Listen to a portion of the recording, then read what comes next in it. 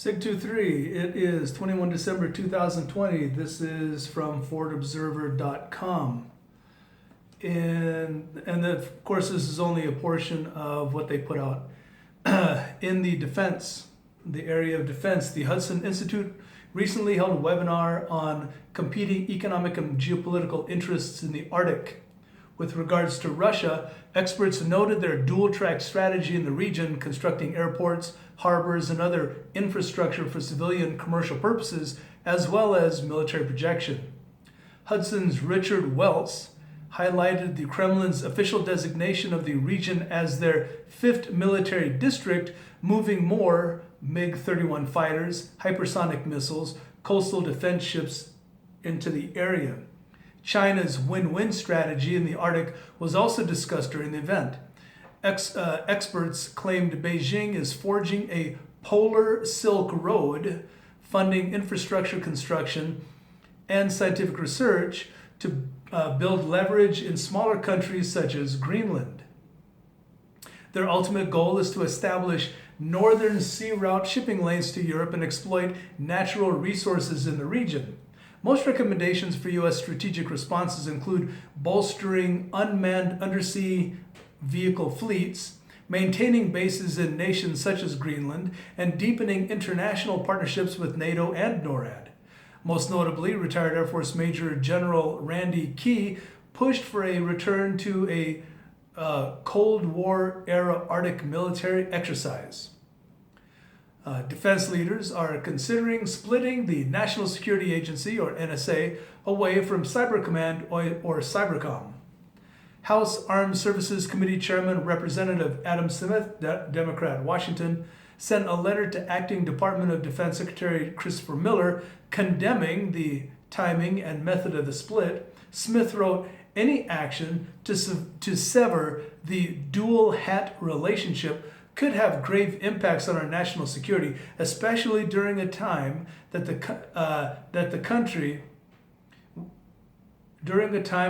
country with what may be the most damaging cyber attack in our country's history." Okay. Observers note, Congress and defense officials have debated this for several years. Proponents of a split want two different organizations with two different missions. Currently, Army General Paul Nakasone is the head of both Cybercom and NSA. The low-intensity conflict in some, leftists call for violence from the poor and the homeless. In response to law enforcement clearing out the recent park occupation in Seattle, leftists called for the poor, unemployed, and homeless to respond violently when they do not receive voluntary assistance. One leftist stated that the poor will never receive assistance and will be helpless until people recognize that they are capable of violent action. Observers note, this rhetoric goes along with the far left's campaign of eviction blockades, squatting, disrupting unlawful camping sweeps, and broader mutual aid campaigns. The leftist proto-insurgency seeks to foster a rebellion from populations in the greatest of need and with the least amount to lose. If the government responds, they can seize a propaganda victory, claiming they are helplessly being oppressed by a tyrannical state. The result would undermine the government's legitimacy and build leftist popular support. Veterans are offering skills and support to armed leftists.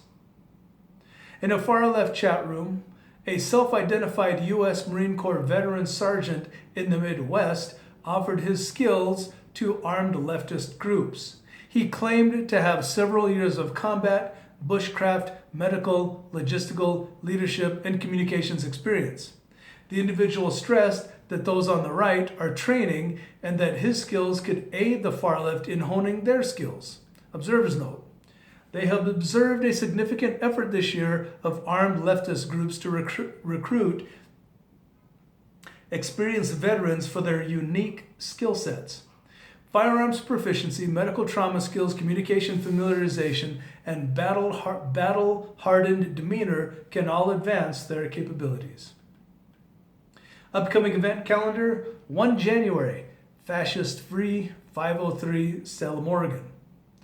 6 January, election certification, U.S. Senate. 20 January, 46th presidential inauguration, Washington, D.C. 20 January, Shield Wall, D.C., Washington, D.C. And 23 January, MAGA Victory Parade, Georgia and Tennessee. That's about it. That's about it. All right, 623 out.